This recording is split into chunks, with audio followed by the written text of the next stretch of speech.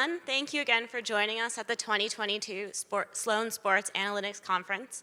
My name is Emily Bridges, and I'm a first-year MBA student here at Sloan. We would like to welcome you to the Competitive Advantage Talks presented by Kager, also known as the Craft Analytics Group. It is my pleasure to introduce the importance of inclusion, empowerment, and ownership, the future of women's professional hockey. Please join me in welcoming our speaker, Joanna Boynton, Chair and Principal Owner of the Toronto Six, to the stage. Thank you, Emily. Thank you for being here on the trail end of what's probably kind of conference fatigue. I was just saying to Emily, I don't know, does anybody know the annual meeting that Ballmer did for Microsoft in it's like 2013, and he's blaring the music. It's like the whole company's there, and he comes out on the stage and he's just jumping and jumping, and he starts panting and then get up, and he gets to the mic. He's like, I got 4 words for you. I love this company. And the whole place is like erupting. I was like, I need something like that. Like we're on the fumes of a conference. Anyway, when I'm famous like Steve Ballmer is at Microsoft, maybe I can get away with that. But today, I'm Joanna Boynton, as Emily said. Everyone calls me JoJo. I am the principal owner of the Toronto Six. The Toronto Six is a women's professional hockey team in the PHF, which is the Premier Hockey Federation. And that is the home of women's professional hockey in North America. A lot of people believe that women's sport is not investable. In fact, if you read the article, it was a couple days ago, about the WNBA and the charter flights, there's a little bit in there about some believe it's charitable activity and not a business opportunity or investment. I believe differently, and my partners at the PHF and I have a model for sustainable business model for women's sport. And so that's what I'm here to share with you today. Oh, I have to my clicker so I can know what I'm doing, sorry. Awesome. All right, so investment and valuations are up. Like I said, there's been recent investment in the WNBA to the tune of $75 million. So collectively, that values the WNBA at $1 billion, okay? Our league, the PHF, has recently committed $25 million over the next 3 seasons to player salaries and benefits. Betting on women pays off. And if you follow this again, valuations of women's franchises and interest in women's sports is on the rise. All right, brands that have already invested in women's sports are already realizing positive gains. If you have ever read The Fan Project, anyone heard of that? It's Angela Ruggiero has a company called Sports Innovation Lab. They just recently did a report called The Fan Project. It's very interesting. I encourage you all to read it. Fascinating, makes a case for this is the moment now to invest in women's sports. There's a great opportunity. And they make the case in that, and they say the reason is not for a lack of interest, but because of a lack of investment over the course of many years. All right, so the Premier Hockey Federation, that's us. I'm going to run through a couple things. Brief history, so I can set the table for you on women's professional hockey. PHF, by the numbers, we'll dive into the numbers. And then I will share with you the formula to sustainability. All right, a brief history. That's me, lifelong connection to women's hockey. All right, when I could walk, I put on hockey skates. We had ponds outside Philadelphia. I played hockey until the sun went down, right? Roasting hot dogs, drinking hot chocolate, all the boys, all the dads, and me. I couldn't get enough hockey. Played it all, and at that time, that was the 70s. Now you can start to calculate my age. There were no options for girls, right? I think my parents snuck me onto a team once when I was 7, because I had short hair and I just came from the car, went out on the ice and played. They knew the coach, I think. Anyway, so I didn't really get any opportunities. By the time I was a sophomore in high school, my school created a team, hired a coach, and we were off. And in fact, he was such a visionary. When I was a senior, we took a trip to, this is funny because it's mid-'80s, Finland and Sweden, to play their national teams. I don't know what that was. We had jerseys, we put USA on it. You could never get away with that today, right? And we went off, and high schoolers, and they did seem much older than we were, but they were the national teams. We had a blast. I love my coach. So anyway, fast forward, senior year, I get recruited to play in college. Title IX is really starting to rise. I'm a huge beneficiary of it. I get to go to Harvard, play 4 years of women's hockey there. Stuck around for a long time just to help support, empower, create opportunity, showcase the game. I have Olympic rings up there because I'd like to think if the Olympics had women's hockey when I played, I would have been an Olympic player. But in fact, we did host a lot of Olympians. And in the 2013 to 2014 run-up to the Olympics in Sochi, we hosted in our team, we billeted those players in our town. So we had Julie Chu in our house for 6 months. And her friends were teammates next door, down the street. And we often had half a dozen players at our table for dinner. I don't know if I mentioned, I have 4 kids. They were there. What a gift, right? That was our first exposure to elite women athletes at the top of their game. How do they train, eat, sleep, all that they did to perform their trade and their skill. Such a gift. But what we realized in that moment was the vast inequity, right? The men NHL players were taken care of, families taken care of to get to Sochi. These women, some of them weren't sure both parents could go. So we did a lot of, we fundraised in our town, we pulled USA Hockey in, and we said, let's make a Sochi Family Fund, it was called. They said they'd match what we could raise, and then we cut checks back to the families so that some of their family members could come. And we were in Sochi. So it was a terrific run. And our exposure for the first time really to how profound those inequities are. And you get out of college, you can really see them. And then a couple years ago, we got involved in the PHF. Okay, so there's me, professional hockey. A little bit of a complicated alphabet soup, right? We've got the IIHF, International Ice Hockey Federation. They hosted the first Women's World Championship in 1990. And then not until 2007 did the CWHL form. That's a Canadian Women's Hockey League. And that was the first time there was a professional team in 2007. But they did not pay their players. But they had a run of it for 12 years. And that was the first time that women could play once they graduated from college. 2015 is the NWHL was launched, the National Women's Hockey League. That is the first time that the league paid their players to play the game they love. Now, in a little bit of a skid, there was a little mismanagement, there was some breaking of trust, respect, and violation of player contracts. So by 2019, many of the national players organized a walkout. Simultaneously, the CWHL closes up business, and they form the PWHPA. That's a players' association. And they do showcase tournaments on weekends and try and bring to light the talent of this game.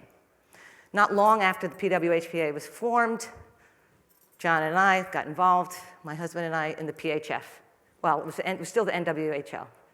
And let's just say when we got under the tent, there was a lot of work to do, okay? I also have a company that builds houses. This is analogous to, we had to strip it down to the studs. We had to get the stuff behind the walls right and the rest of the house right. And if it's not right behind the walls, the house isn't gonna work. It's not gonna be a good house. So that meant new governance, new constitution, new bylaws. Nothing that's that interesting to anybody, but absolutely critical to the success, right, of a functioning and stable league. So new governance, constitution, bylaws, new owners, got new owners in, we got new leadership. We hired Tyler Taminia, who is our commissioner, who really brought us a long way. We're gonna hear a little bit about that. But anyway, in 2021, after all this work, we rebranded PHF. And that really was our way to say, it's new, we're different, and we're here to showcase and offer opportunities to women who play hockey. So it's been a tremendous ride, and that brings us up to today, just after the rebrand. We're in our 6th season. Let's look at that. By the numbers, PHF is in its 7th season. 60 games on ESPN+. All these things are more than and better than they've been, okay? This season, we had an outdoor game. If you saw it, it was super fun in Buffalo. We've had an all-star game, likewise in Buffalo, only because Toronto wasn't letting us in. And we have our Isabel Cup finals and playoffs in Florida at the end of March. The championship will be on ESPN2, so if you want to see a great product, I hope you'll tune in, and I hope the Toronto Six is in the finals. That's what I'm gunning for. Season 8, that's next year. We're going to have 2 more teams. We're going to have a salary cap that we've committed to of $750,000. That amounts to $38,000 average salary, but that means a player can make $80,000, $90,000 to play hockey. By comparison, 2 years ago, it was a $150,000 salary cap. So next year, we'll have come a long way and great things to offer. All right, so player ownership and compensation. This is an important graph because what this demonstrates is the other NWSL and WNBA's leagues in their 6th, 7th, and 8th season, which is where we are, okay? So in January, as I said, we announced our $750,000 salary cap, new record. That amounts to the $25 million for player comp over the next 3 seasons. That puts us, as you can see from this graph, running ahead of where the NWSL and WNBA were in their 6th, 7th, 8th season, well, by the 8th season. The thing that's unique in what we're trying to do, and we're trying to be very innovative, is we're setting aside 10% equity in the league for the players. All right, if you think about, let's just look at MLB right now. You think about the player-owner relationship. We're young, and we have a very collaborative effort right now, right down to the ice, from all the owners through all to the players, staff, everyone. We set aside 10% ownership to the teams, to the players in the league so that they can themselves enjoy the product and the equity and what they build, right? As the league grows in value, they're going to be able to benefit from that. Speaking of values, it's not always all about money because we're a women's league. We're different. And we have some guiding principles and values that we take very, very seriously in the work we do. We operate with the highest integrity and transparency. We had a problem with transparency, with respect and trust in the NWHL and what we inherited. We are doing everything we can to be transparent and make sure everyone who wants to know what's going on can get their questions answered. We commit to constant improvement. All right, are we perfect? No. Are we there yet? No. But we are very committed to constantly improving and to get at this issue of, sort of being innovative. We want to be the league that has the chance to innovate with this new generation of fans, women fans of women's sports, and that's different. And how do we build that? We want to provide a platform for each player's success, all right, like the 10%, but also like how can they both monetize and enjoy their success that they are building as we go along. This is really important, want to be leaders in diversity, equity, and inclusion. You hear it a lot. It's really important, DEI work. We want to be known as the most diverse and most inclusive league. And we work at that every day as we contemplate players and their experience, owners, staff. We want it to represent everyone. There's a what you call it, the line out there of like hockey is for everyone. We want to really walk it and talk it and be it. So when you look in, you say, yeah, that's real. We want to prioritize, like I said, player salaries, benefits, experience. That has been one of the key things all along the way because they're the ones that build this and make it great. And then finally, we want to be independent. We want to be great partners. Stand on our own, girls, right? We're not going to have someone underwrite us. We're going to do it. And we're going to be great partners to Hockey Canada, to USA Hockey, to the NHL. And that is a great, great partnership in the ecosystem. All right, so the formula for sustainability. Can it work? Does it really work? Okay. In a joint venture league, teams fund or receive distributions from the league. All right, same in all the big leagues, NHL, NFL, it's all the same. All right. That means that alignment and coordination has to be really, really well done. It's key in this effort. And again, like I say, we have opportunity to see how other leagues have done it and how we want to be sure to capitalize on the pros and the cons. And our alignment amongst our owners is really incredible. Meet all the time and watch this all the time. And this is not rocket science. Sponsorship, broadcast, gate, and merch. Those are the 4 big ones, right, of the revenue.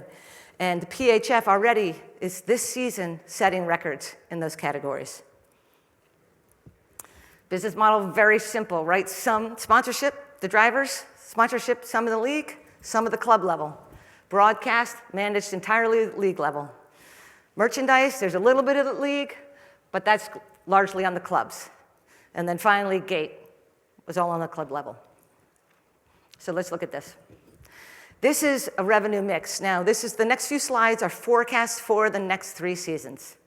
All right? Sponsorships are the financial bedrock of women's hockey.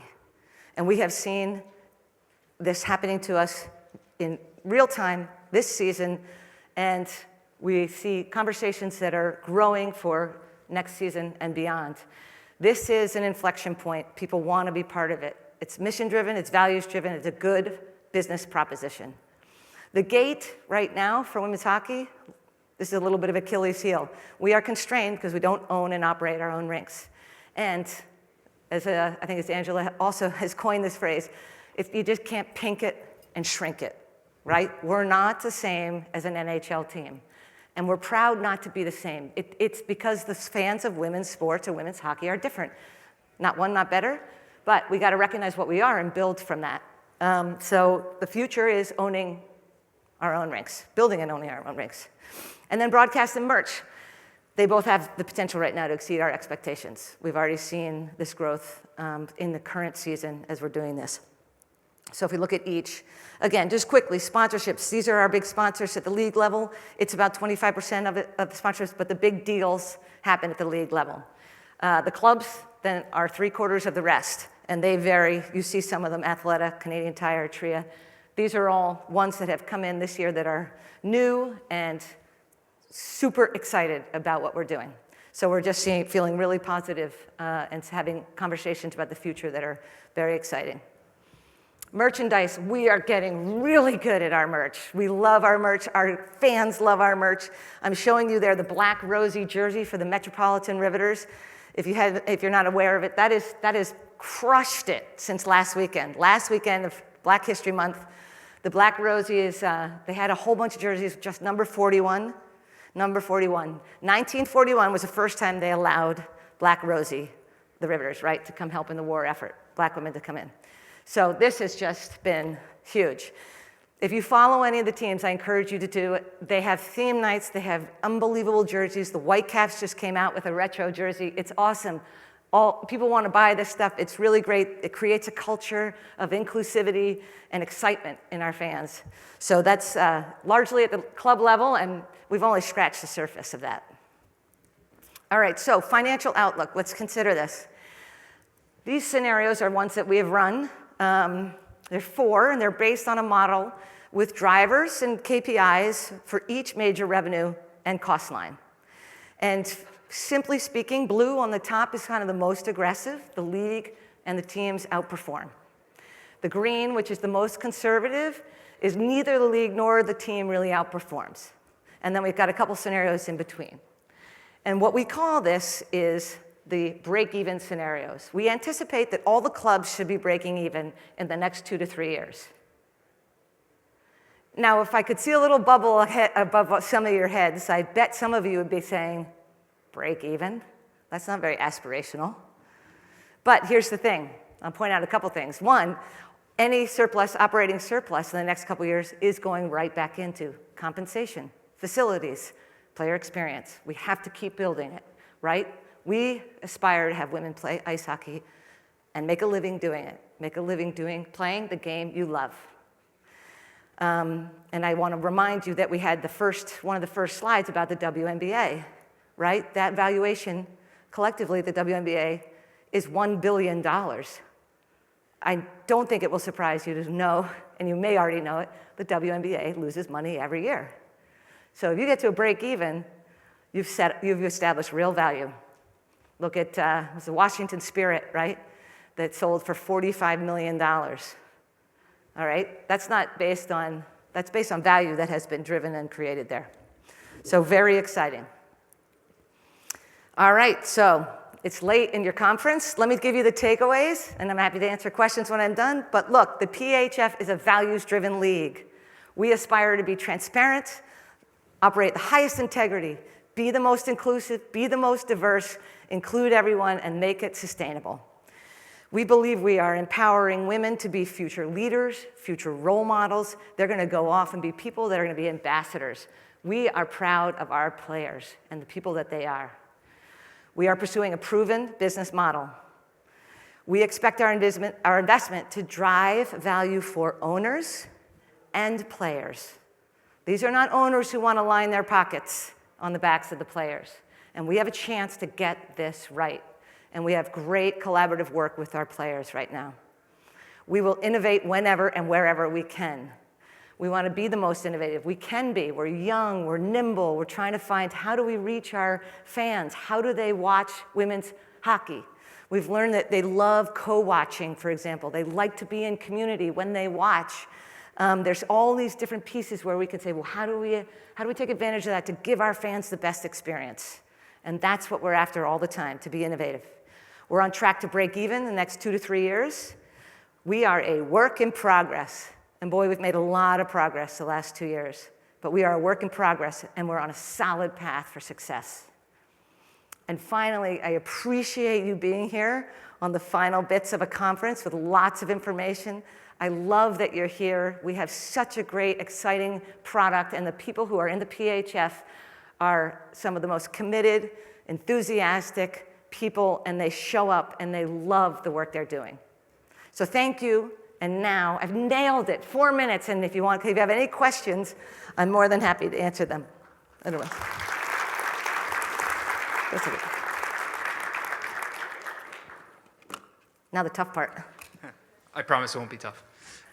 I just wanted to talk about the rebranding and the decision not to include a W, so to speak. Was it a difficult decision? Did you have pros and cons in laying it out? Or was it an immediate, just this is the right way to go? As you know, there's Athletes Unlimited, and so you're starting to see the W disappear. I'm just curious how that played out for you guys. Yes, that's an excellent question. And again, it was, I wouldn't say it was particularly hard. We wanted to be sure it was right. And in this moment of being innovative and trying to change the landscape of everything's got a W, they are great athletes. They are great professional ice hockey players. Do we have to label it as a woman? And let's get past that. Athletes Unlimited, another great example. So not particularly hard, but everybody was all in. We wanted, and probably took a little pride in, can we get there first? We want to do this. Like, this is really cool. She's got some mic. Sorry. Sorry, No. I skipped you. I noticed that on the merchandising piece, you obviously pin most of the responsibility and growth in that on the teams, as compared to some other leagues where it's managed mostly by the league as revenue that's split equally in order to address market discrepancy. Is that kind of like a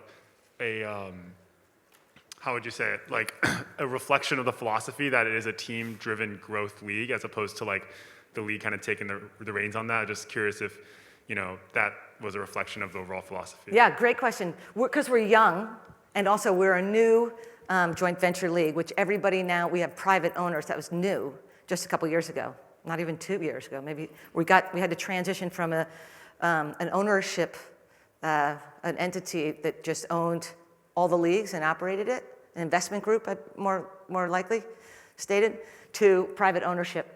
That operates, and we have a board, a representation of each club, and we're at 6, and the goal was really, let's do our best to really create a culture for each, right, and let each owner build their own and take care of their own team in a way and really build. We're probably going to get to a point where we have to kind of assess that. That's a really good point.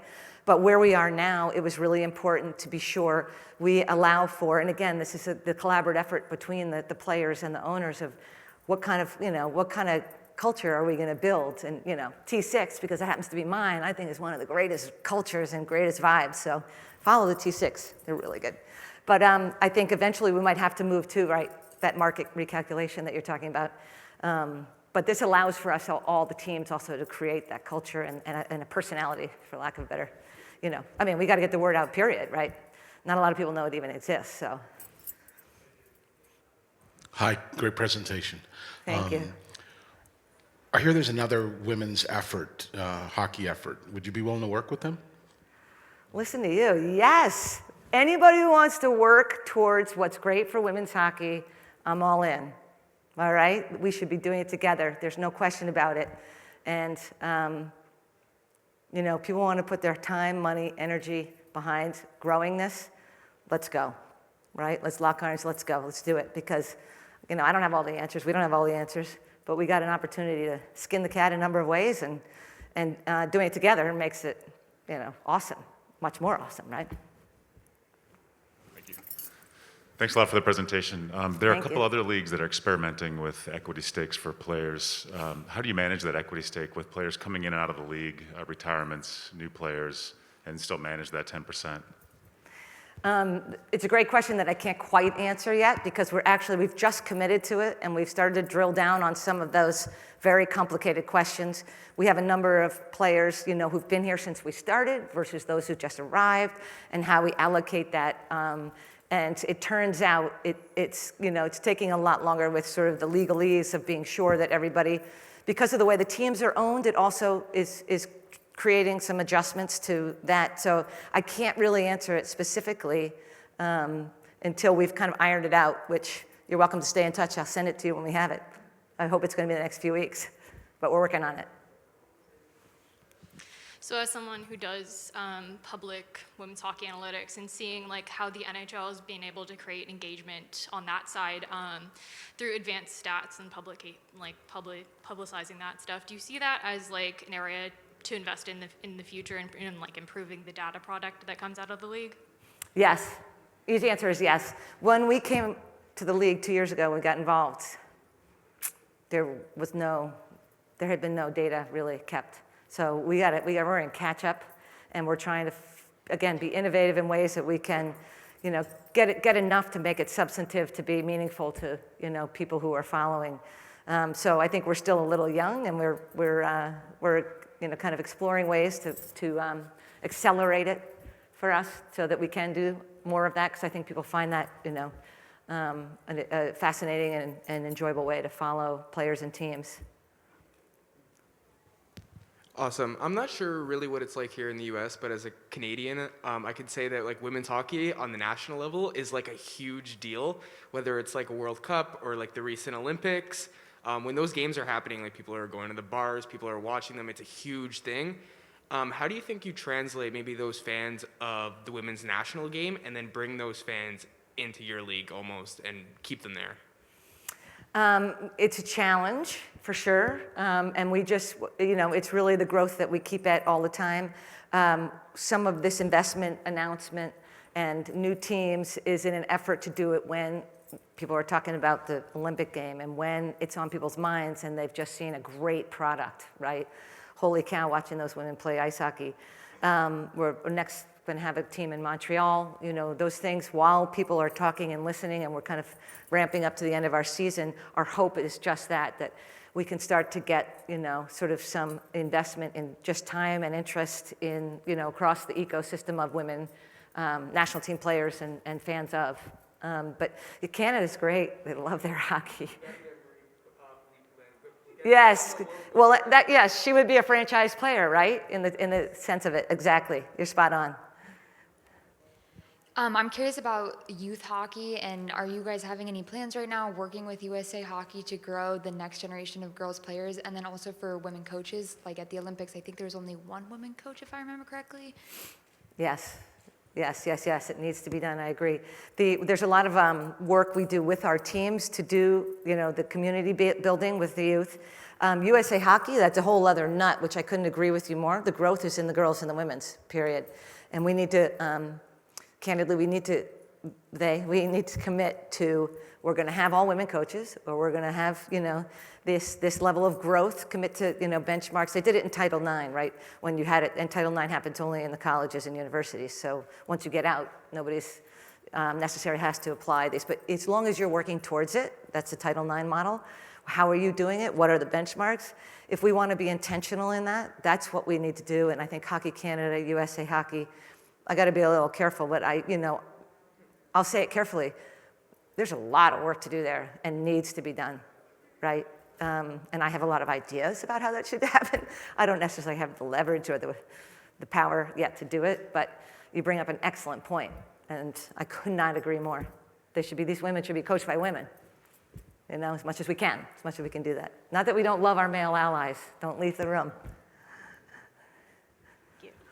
Thank you so much for the presentation. It was really incredible. Thank you. Question goes back to the values, and I'm wondering, how do you go about increasing DEI in hockey, especially when it's such a cost-prohibitive sport for so many people? Yeah, there's so many layers to that you're asking, right? So within our league, for example, I hope you will find in the course of time, and stay tuned, we've got some really exciting news coming this week. I'm not sure that I could say much more than that, but to demonstrate DEI and demonstrate what that means, right? To include and be diverse. Like I said, it's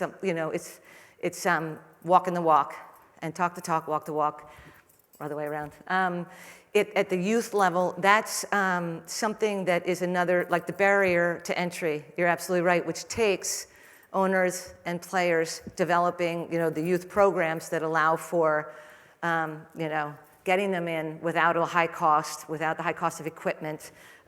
We've worked with a group that we've started conversations like that, how they've done it.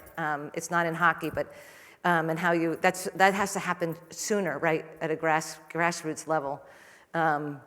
And so it's part and parcel with all the pieces. Again, USA Hockey and Hockey Canada, if you want to even just look at their boards, you'd recognize something there, right? And I think the two women on the Canadian board weren't there 2 years ago. So that's just me. I would say, you want to feel included. You want that to look like you, somebody there. USA Hockey, there's could be work there. And we hope to be leaders in it, and that's what I mean. Like, lead and then be a good partner and say, hey, this is stuff we're working on, you should do. It's important. And there's so much growth there, so much growth opportunity. We see, we just haven't even tapped it, barely. So in one of my classes last week, we heard from 2 staff members of the Atlanta Dream, and they made a point that nowadays people are starting to view the WNBA as more of an end goal in terms of searching for employment rather than a stepping stone to a so-called better league, quote unquote. You think we're going to start to see that soon with PHF, or are you already starting to see that now, you think? I hope we see that. That's the goal. That's the goal, to be the one. Again, like I say, we want everybody included. If we have to restrip, we have to rework, if we have to, I want everyone's ideas. We want everyone's ideas. That should be someplace where you can aspire to come and make a living and be a spot that's you can finish out your career. And likewise, train, you get a lot of playing. Our players, they progress and develop wonderfully through the season. That's great for USA Hockey. That's great for Hockey Canada. Or we've got international players, from Sweden and Finland, and that's great for the game in all countries. And as we've heard on the Olympics, some of the other countries hopefully would invest a little more, and we try and get some of those players in our league. It all should be good because they're out there, and they, women, people, they love this game. It's so fun. Let's find ways to keep creating those opportunities. So it's, you go and you can make a good living. And you get your 10%. Imagine if Bobby Orr had 10% of the NHL when he retired. He would have liked that, I think. Hi, Steph Young from The Athletic. You mentioned during your talk that the league inherited some problems with trust and transparency. And transparency is a word that I think gets thrown around a lot when it comes to people questioning sports owners. So I was just wondering if you wanted to elaborate more, transparency on what? Transparency with whom? Transparency, how often, and where you think those problem points with trust developed in the NWHL. I think, we've all followed along, particularly myself as a sports journalist, but also as someone who was on board with the Boston Pride from day one, has spent my fair share of time at Warrior Ice. Thank you. Transparency it's a big word, but can we, what about it specifically do you think you want to convey to people? So I think some of the trust that was lost, that we, this is what we kind of inherited, to your point about transparency, was just not keeping your word necessarily. The contracts are the biggest, most egregious one, but in the middle of, I can't remember which season it was, second or third, they broke the contracts of the players and said, we're cutting it in half to stay in business. That came on the heels of just some misunderstanding and I think not great communication, might be a better way of putting it, so that there was a feeling like you didn't know how well it was being run financially as well as loyally. I don't know a lot in terms of I didn't even meet any of those people. I just know the stories. So I wouldn't want to say like so and so, and if point fingers, I've just heard a lot of the stories, which was probably years of building. That's you don't get respect by just asking for it, right? You earn it over a course of time, and we've always believed, certainly John and I, the way you behave and the work you do speaks for itself, and if you do it well and people respect it, right? That's how it works. You don't just say, hey, I'm a woman and I played hockey, so you should, I don't know, give me something, whatever it is, right? I deserve X. And I think there was a course of time there where there was not maybe well-aligned, and I'm not assigning why, but well-aligned mission, well-aligned messaging. And when you start a league, if it's a single entity league, candidly, that's a lot of work. And you got to you put, your energy's going where sometimes even a startup is like where the fire is, right? So I think it was a very well-intended but very hard job to create a stability in that context of what they were trying to do and how they communicated it. And that's sort of the best way I could describe what I've heard. Our transparency includes like our players. For example, we have our players are currently looking for a PA head. By the way, if you know of anyone who would be a good PA head, they would love your recommendations.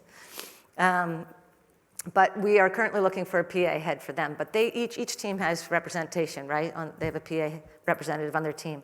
So because they don't have one right now, and we're trying to figure out contracts and draft and all that, one of our owners his job is to go and check in with them once a week. I think they have a once-a-week meeting, and get their feedback on the things the owners are contemplating. Is there a minimum salary? Is there an average salary? Is there a maximum salary? Is there, all these things that you have to figure out as you grow. And that's kind of what I mean about transparency, and like we want, it's collaborative work as well. This is what we're talking about. What do you think? That just is one example of how we work with our organization. And I think it's unusual. We can watch MLB right now. We can say, let's make sure we're not in that position, because that's not very fun. I get how you get there, but it's very hard to untangle. It's hard to go back, right? So our work has been largely look forward, recreate it, get it to a place of like, we looked at the NHL, so we mirrored that constitution, that bylaw, obviously to fit us, but that's, we don't need to reinvent the wheel, but we can, tweak it so it works better for us and hopefully for the future. Unfortunately, we are all out of time, but thank you so much. Thank Joanna. you. That was Thank amazing. you all for staying. I love your questions too.